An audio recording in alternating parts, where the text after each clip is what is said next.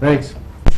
Okay, we're going to restart this this section of the meeting devoted to hearing the budget request of the architect of the Capitol. Mr. Ayers, welcome. Thank you. I've got some stuff that talks about your statistics here, which is very good, and I'll keep that in case I ever need to know that.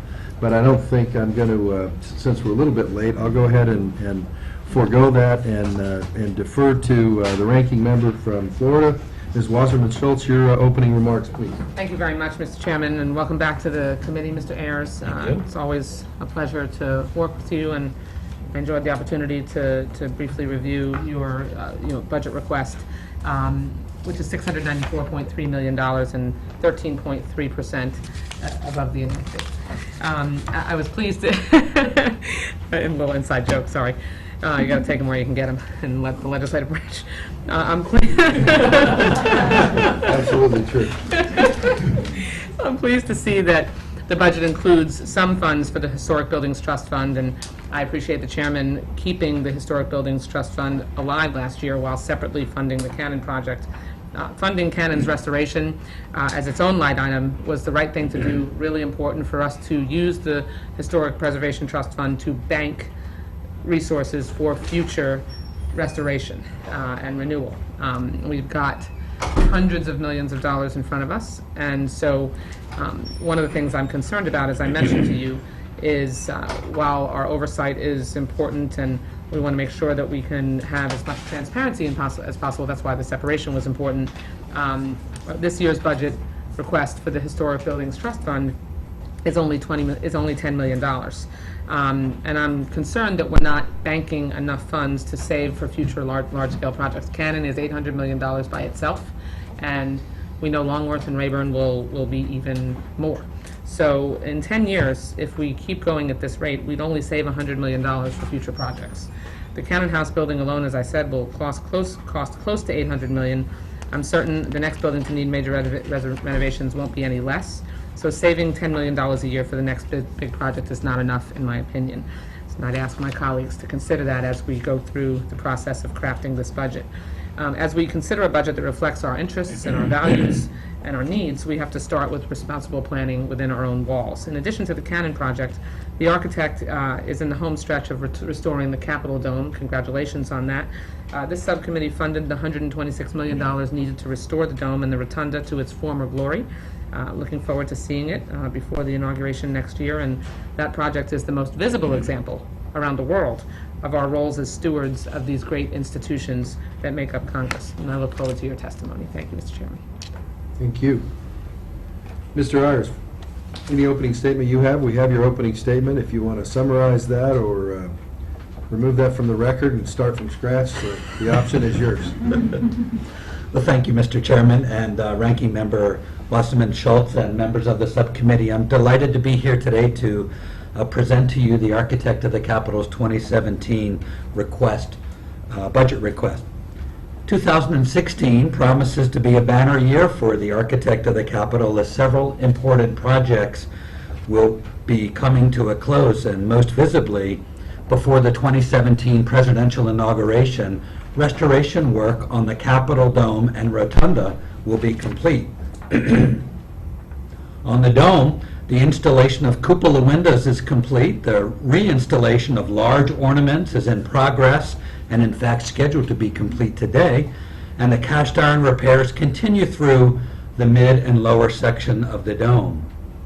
Inside the rotunda, coffers have been stripped of old paint and new painting is about to get underway. Here on the House side, work is progressing well on the initial phase of the Cannon House office building renewal. Updating and improving our facilities through fiscal responsibility continues to be the most important priority for us. For example, the redesign of the Bartholdi Park project, as you see under construction now, resulted in a cost reduction of nearly $4 million.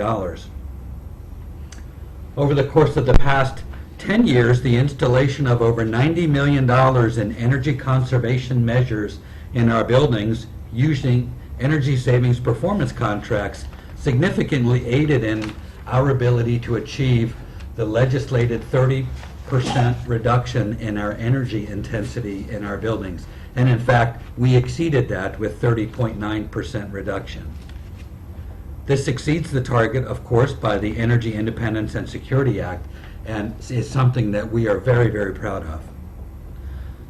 These projects and all of the success stories are all success stories, but are also compelling examples of the need for sustained significant investment in our deteriorating infrastructure. Continuing to defer our needs results in critical damage that compounds and becomes costlier to repair. Safety and state of good repair upgrades are the centerpiece of our 2017 request of $694 million. We continue to address an enormous backlog, today estimated at $1.49 billion. Our 2017 budget request builds on our successes, seeking $165 million for major capital projects deemed urgent or immediate. These include replacing obsolete chillers at the Capitol Power Plant to ensure safe and efficient air distribution throughout 23 buildings across the Capitol campus, eliminating water infiltration that has deteriorated facades of most of our buildings on Capitol Hill.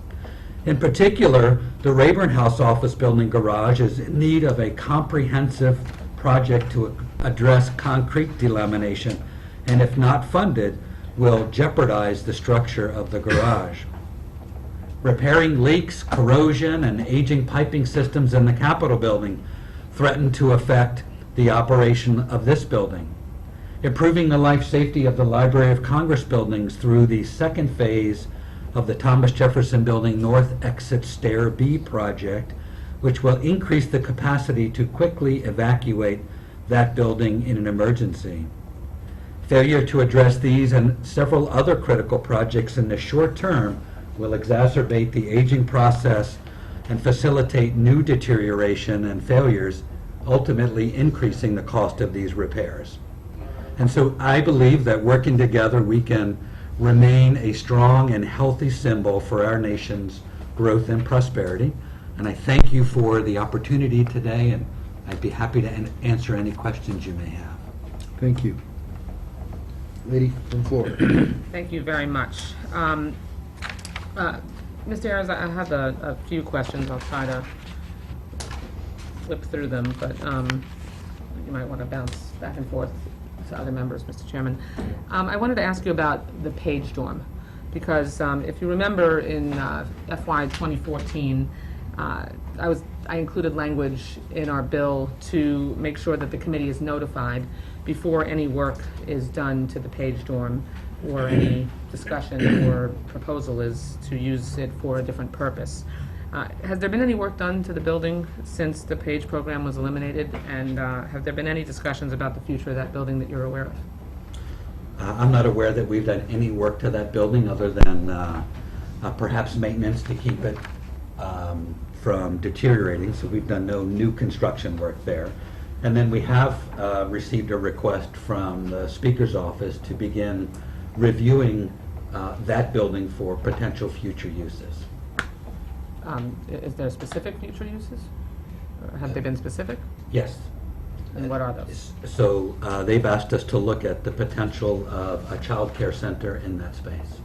Okay, so the language in the FY 2014 bill directed you to make sure that you made the committee aware before you made any changes, and so I would very much appreciate if we make sure that those discussions don't go any further without including the subcommittee in those discussions. Of course. Nothing wrong with childcare, but the purpose of it was to make sure that we could make a decision, as I keep raising, that is ours to make when it comes to prioritizing how funds are spent and the appropriate use for the facilities that are on the Capitol, that are in the Capitol complex.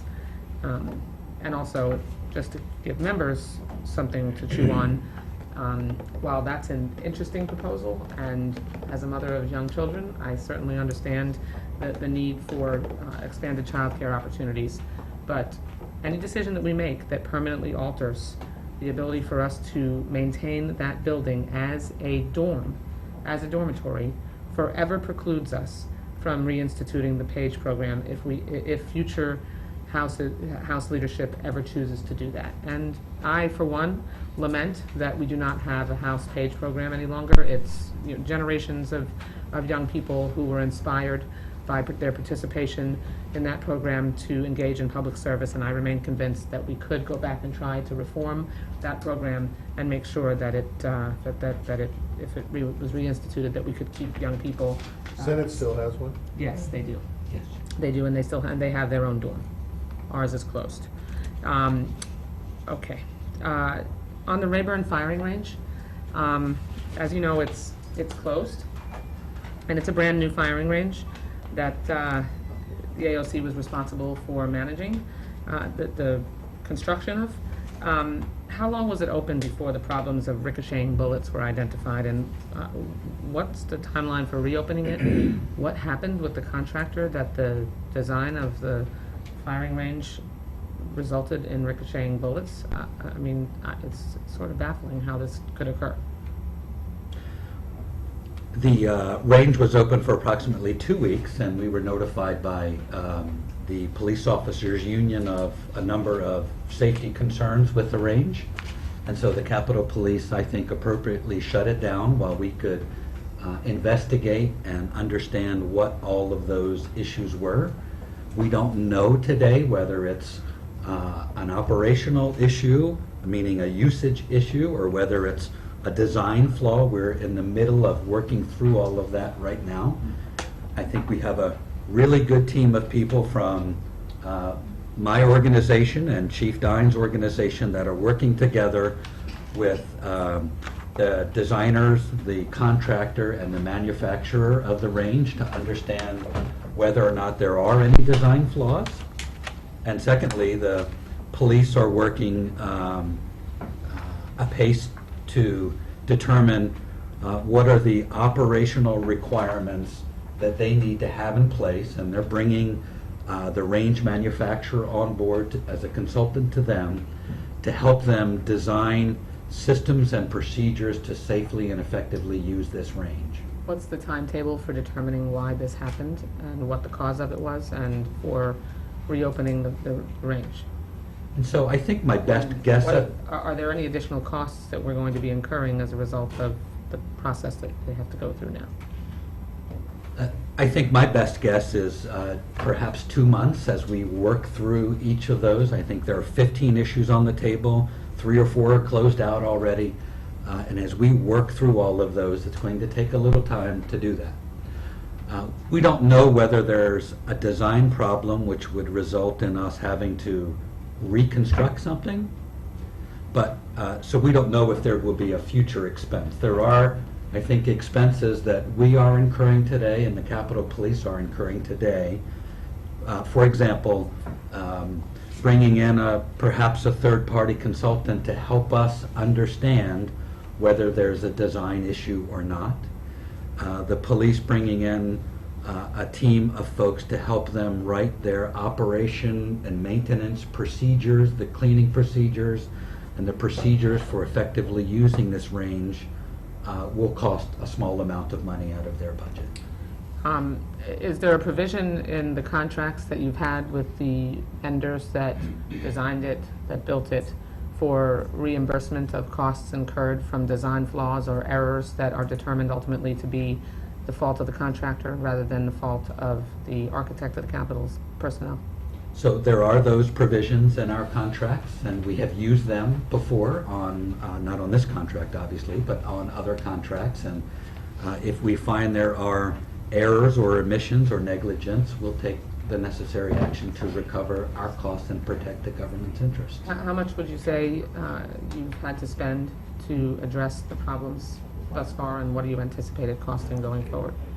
I don't think we've actually spent any money yet, but I think if we hire a third-party consultant, we could spend $20,000 perhaps to have someone work with us for a few weeks to help us work through all of the design details and determine whether they're produced correctly. But potentially, we could have to have reconstruction or redesign or some work that could cost far more than that.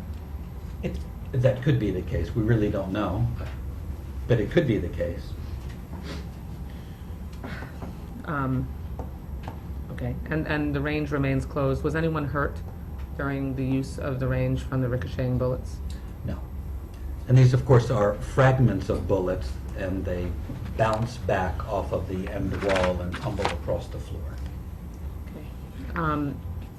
I mentioned in my testimony the Capitol Dome project being in the home stretch, and I wanted to ask you whether you expect that it's going to come in at the full $126 million expenditure, or will there be any, you anticipate there being any funds that will remain at the end of the project that could possibly be used for other projects? I think that's a very distinct possibility.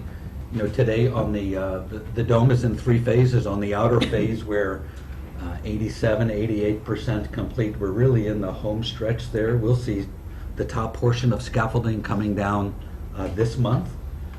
And then 63 or 64% complete on the interstitial space, and about 50% complete with the rotunda work.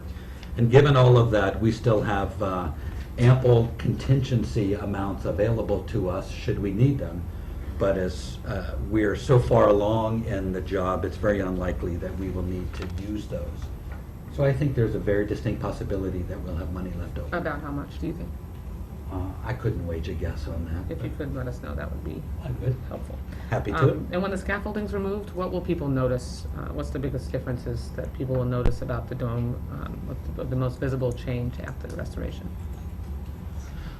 Well, it's interesting that as you take off, on the outside, as you take off 13 layers of lead-based paint, the dome and the detail really come alive, and I've been able to see it up close, and really excited about taking the scaffold down and sort of unveiling it for the country, if not the world, to see. So I think there's going to be a renewed sense of beauty and a renewed sense of the incredible detail that went into building this dome. Similarly, I think on the inside, you will see a slight change in color of the rotunda. The rotunda has been painted 5 times since it was first constructed in the 1860s. And the color scheme that we've chosen goes back to 1906 and 1946 era, when it was painted colors during that era. The current colors that you see are from the early 70s and really don't have a historical precedent to them. So there'll be a slight change in color. And Mr. Chairman, just one more question, and then I will just be done instead of coming back to me, if you don't mind. Okay. We talked about the working capital and fund in my office earlier, but can you explain what the architect's personnel believe is wrong with the way that we fund your construction division through the separate appropriations that we provide now, and address the real issue of reduced oversight on our part if we allow you to move some of those separate appropriations to a working capital fund? Sure, I'd be happy to. Thank you. We have a 200-person construction team that does work throughout the Capitol complex on a daily basis. And the way they are paid are from our appropriation in the Senate, our appropriation in the library, our appropriation in the House. There's no appropriated dollars to pay their salaries. They are reimbursed from projects they undertake across the Capitol campus. And so it's an accounting nightmare for us to be able to track all of that. And a great example of that is you take a plumber that's doing work today in the Senate office buildings installing a wet pipe sprinkler system, and that employee is earning leave and benefits and sick leave. And he will take those perhaps 2 or 3 months from now while he's working on another job. Well, appropriations law will require us to find a way to take that leave entitlement and pay it from the job he was working on when he earned it. That's an accounting nightmare for us to do that. One that's recognized by our Inspector General. Our Inspector General, I think, recognized our perhaps inability to effectively and consistently do that through the long term, and suggested that a working capital fund would be a much better way to run that operation, and we agree. And of course, any controls that are necessary to ensure that the Congress has oversight and that we're transparent about that, and that we're not spending money in any way that hasn't been authorized by this committee, I think we would certainly welcome that. Well, it'd be important as you move towards, if we allow that shift, to make sure that we put a mechanism in place that ensures that we can maintain the same oversight that we've been able to have under the current way you do it. Thank you, Mr. Chairman. I yield back, and thank you for your indulgence. Yes, ma'am. Gentleman from California. Thank you very much, Mr. Chairman. How much money have you saved from these energy investments on the bill, on just the monthly bill?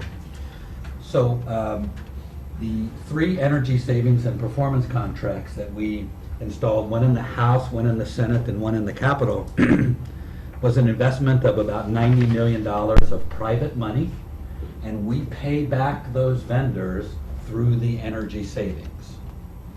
And so the money that we're saving, we're actually paying back to those contractors because of that investment. And so today, perhaps we have saved, over the course of these projects, $7 or $8 million. The rest of that has been used to pay back the vendors for their investment. Did that investment include changing the light fixtures? It did include changing light fixtures. Are in these many LED buildings. lights? They don't look like it. No. Carlos, do you know if these are LED lights? Yeah, they are. They are LED lights. I need some. Great. I have a.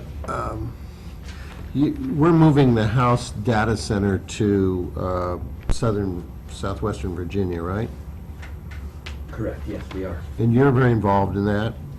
Actually, I'm involved tangentially in terms of my agency has a small data center, and a number of years ago, we co-located our data center into the House's data center instead of running our own. Because And so if the House moves their data center, Yeah. to us, it makes sense that we continue to stick with the House and go wherever the House goes.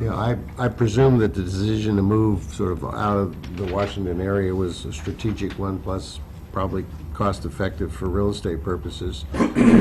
Our Ledge Branch Services, Library of Congress, wants to co-locate their data center with ours. Makes a lot of sense. They're part of this family. Are you involved in that? I mean, we ought to be doing this. Who's accountable for? They say they've not gotten no response from anybody in suggesting they've got a huge cost involved. And it certainly makes sense if we're going to build one data center for ourselves, that we ought to include our family members in that design. So the Is data center... that your responsibility? It is not. It's with the House Chief Administrative Officer. Do we have jurisdiction for that office?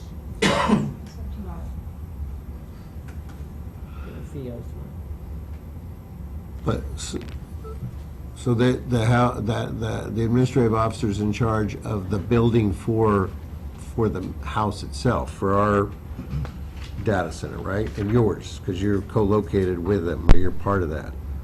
The data center in Virginia that we're speaking of, they're responsible for that. And they are also responsible then if the Library of Congress wants to be there, are they responsible for that?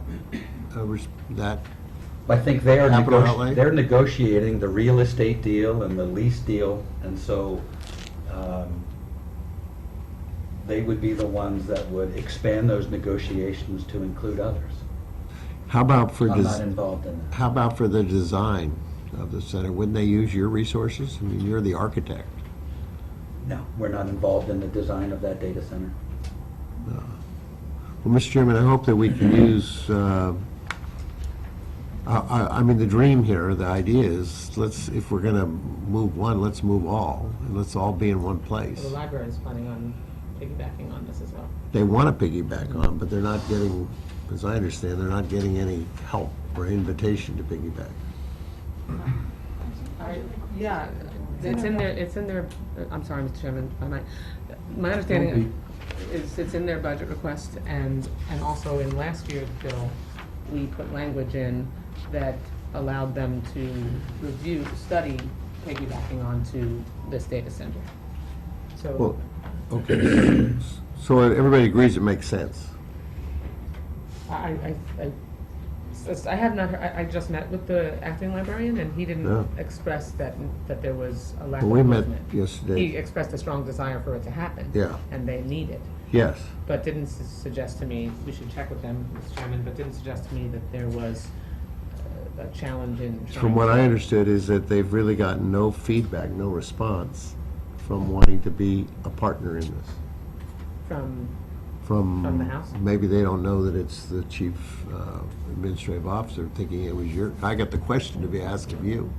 So they might think that they've been asking you, and obviously you don't have the responsibility, but No, I don't.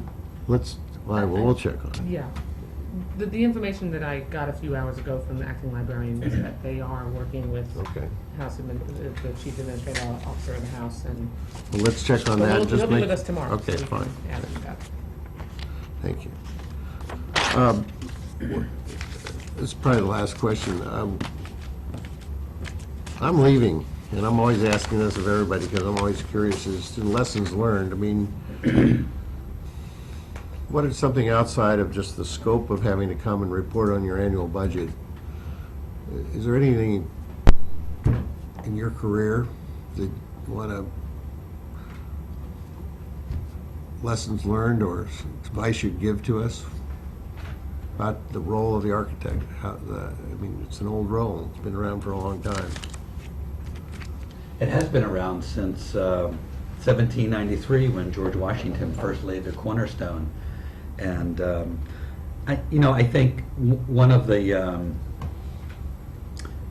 challenges that all building managers face is managing a massive backlog of work that needs to be done, and we can't quite get it funded.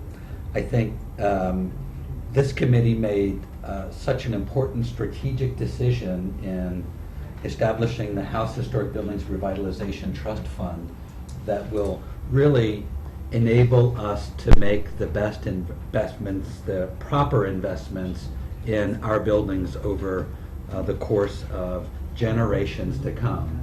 And so I know as I look back, that's one of the things that so important for me as the steward of the buildings that you all use on a daily basis. Can that trust fund receive private contributions as well?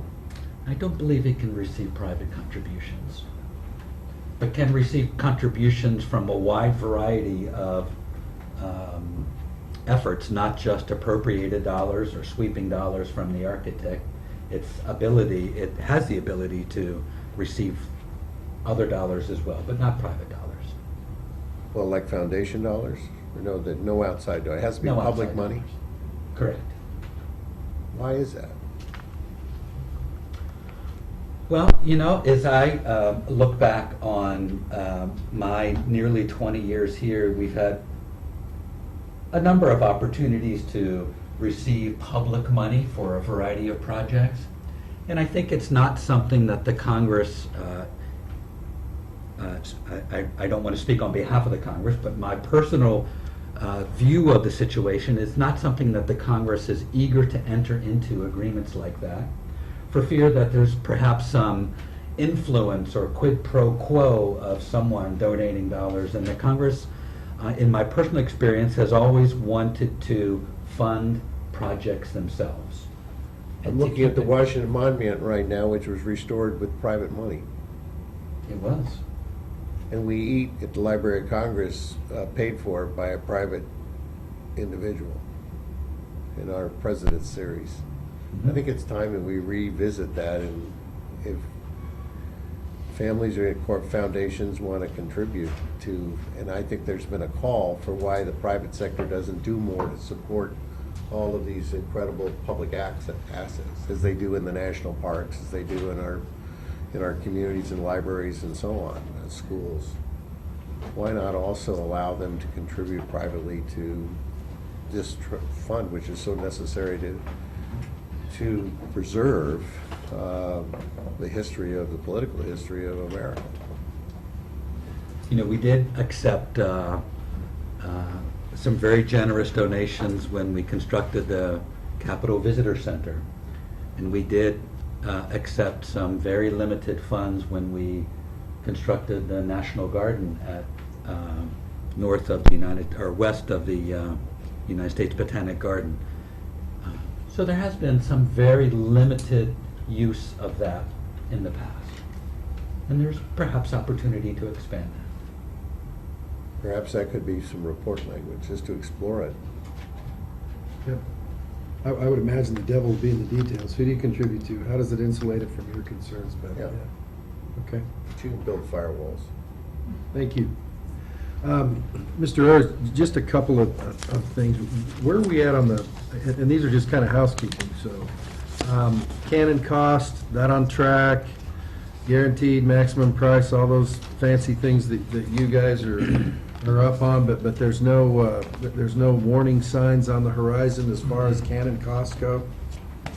That's correct. In fact, just the opposite. We've recently completed our third cost and schedule risk analysis, and both of those say we have a greater than 80% chance of achieving this project for the cost that we've identified and the schedule that we've identified, number one. Number two, we've also received the guaranteed maximum price from our contractor for all 4 phases coming up, and we're comfortable with that number, and it's within our cost estimate. And it's our desire to notify you in the coming weeks and move out and award that guaranteed maximum price contract in the middle of April. Okay. How about- And we have no warning signs, only signs of success at this point. Good, congratulations. Thank you. How about the disruption stuff? When are the musical, when's the musical chairs gonna start? Is that still scheduled based on the original information put out? And I know you could go on a long time, please don't, although, you're not in Canada anymore, are you? She's in Longworth. Oh, well, and I know you're not in Canada. Never So it been just there. must be junior Republicans that are in That's what Canada. you do when you're in the know about what's coming. Only if you plan to sleep there.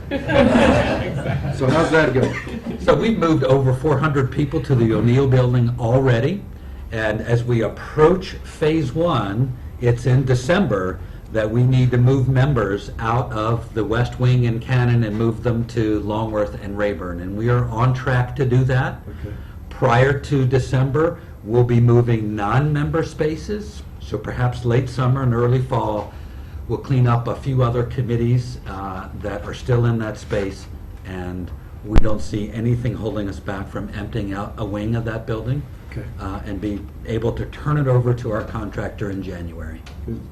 Does that have anything to do with why you've decided to leave, Mr. Farr? It's like, you're just like, I'm not hanging around for that little program. I do want to let the ranking member know that I had some questions about future use of Page Dorm. Took a tour of it a while back, shared those with the architect staff and house administration staff, and they did a phenomenal job of saying in a very professional way that those were some of the dumbest ideas that they have ever heard. And so, I'm not going to speak for the architect's office, but when they get back to you with their report, please have your heavy coat on and stuff like that, even if it's a warm day for, well, have you thought about this, that, or the other sort of thing? And it's basically just kept me minding my own business, even though I walk by it every day. But I think it would, I completely agree with you in terms of the oversight stuff. It would be nice to know beforehand and have some meaningful input into that process.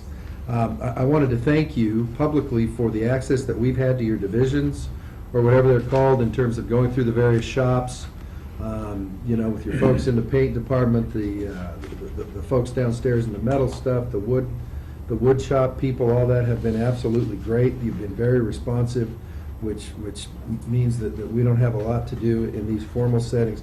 I still do want to talk to the yard guys, though, because I'm a frustrated farmer that lives on a 90 by 110 subdivision lot, so don't take that seriously. But anyhow, I want to thank you for that in terms of the transparency and our requests have all been timely.